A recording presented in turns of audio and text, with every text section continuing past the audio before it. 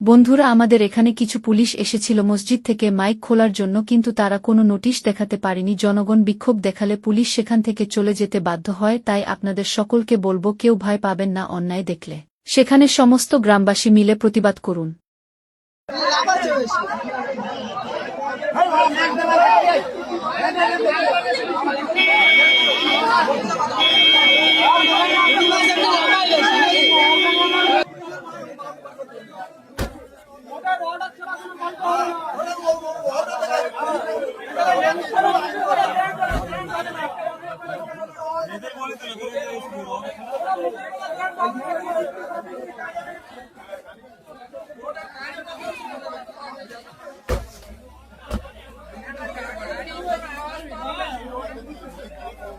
কোর্টের নোটিশ হলেই খুলে দেব।